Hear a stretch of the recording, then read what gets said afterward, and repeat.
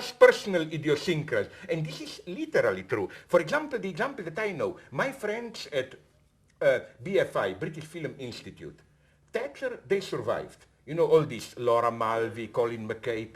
With New Labour, up. They all lost job. New Labour delegate came to them and told them, we want the British Film Institute to be the institute for British film, you know, like make propaganda, this kind of a purely pedagogical, no theory and so on, no?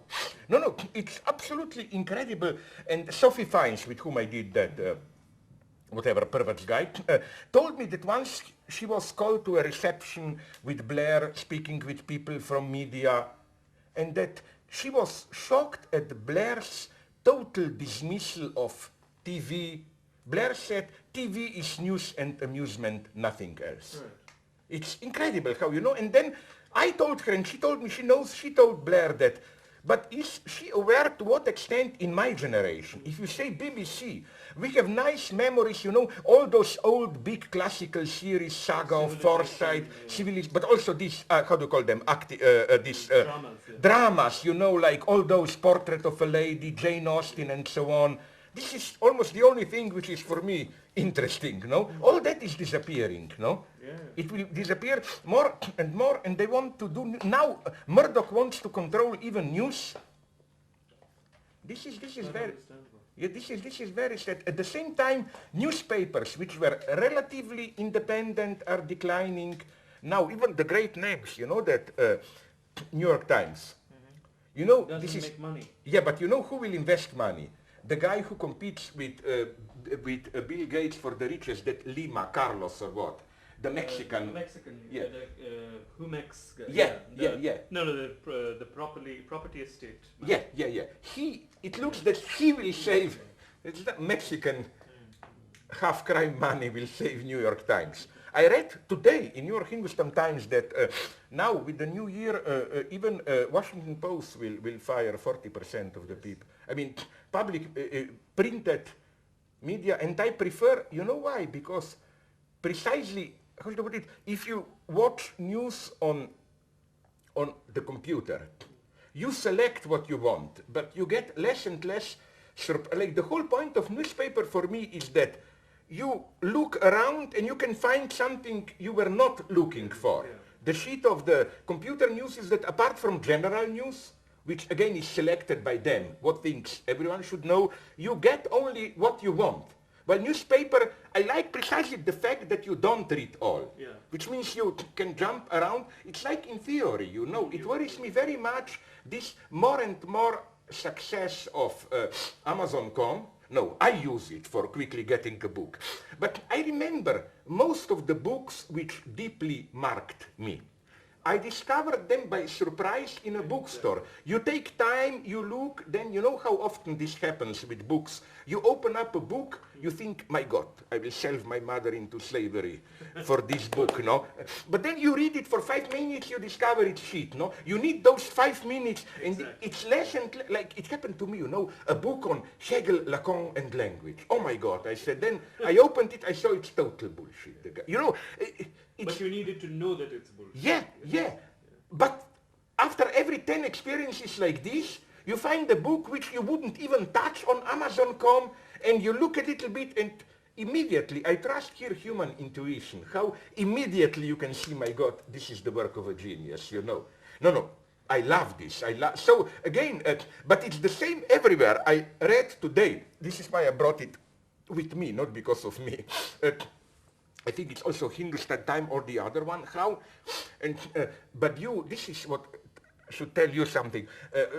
Badiou makes this very clear, this beautiful point, you should get, but they will charge you a lot. If you want a bestseller, you should get, Badiou now published a new book, Éloge de l'amour, In Praise of Love, which is his first real bestseller, even more than Sarkozy. He sold 50,000 in the first month. You know, he told me, these are small bourgeois secrets of great thinkers, no?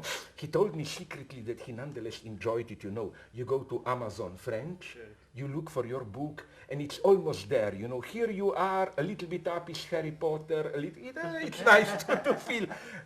I was so proud after one book of mine was published in France, and it was a big review of it in Le Monde, I was I almost cried.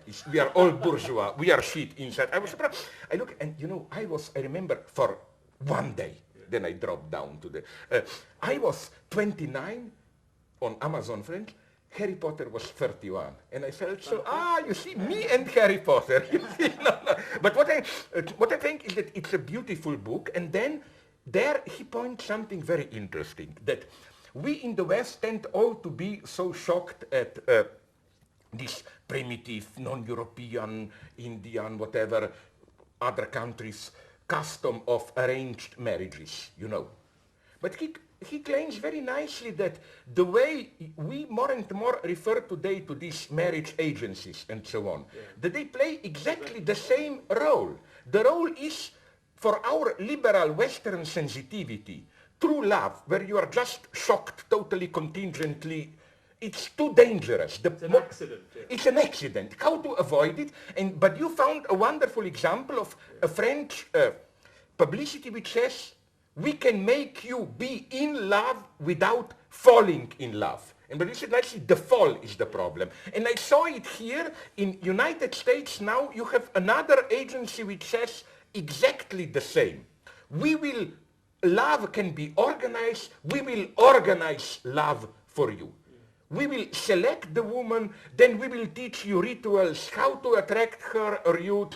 And it's easy to laugh at arranged marriages, but they are, again, a defense. I think arranged marriage is the same as what I always make fun of, this decaffeinated coffee, how to get the thing without paying the price for it, Which is why I'm so evil, but when I'm a deep ecologist, but when I see this liberal hypocrisy, I'm almost tempted to, when some idiots in Norway, it was this, I shocked them so much, asked me, what would you teach young children?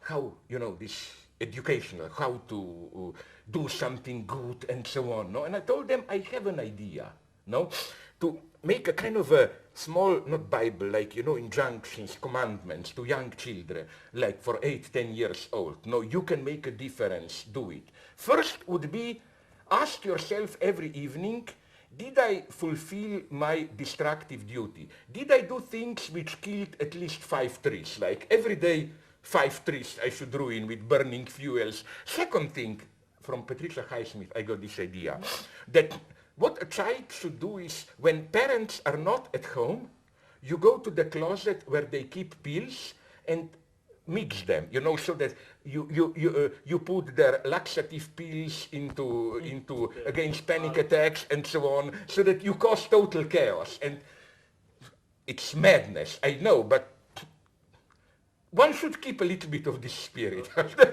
Against this, it's typical how you shouldn't fall in love. No fall, no accident. How to prevent it? Yeah, actually, that brings me to my next question. You've probably thought a lot about this aversion to fear itself, or aversion to damage, aversion to things going wrong. In a sense, and I think that the entire experience of capitalism today is not so much about the maximization of wealth, as it is also creating a society that is insulated from its own, in its own paraphenomena. Absolutely. I totally agree with you. And this is where I agree with my German friend, otherwise he's politically conservative. But personally, I go along very well with him, Peter Sloterdijk, He notices this very well, how although our society is mega achieving and so on, being an achiever doesn't give you authority. The authority gives you this, again, it's basically, to put it in Nietzsche terms, our society are not active but reactive society. It's how to keep it at bay, how to, that's which is why this is now, we came to the reason why, at least in the West, this is why I think that terms like harassment, sexual and so on, are for me suspicious. No, of course, I totally oppose it. I'm not a problem. For me, if somebody says rapist should be put to death, I'm one of the few people that I know who is for death penalty. And then when people ask me, how can you be for death penalty, I always gave them an ironic answer. Like, for example, once we talked about Bernard-Henri Lévy.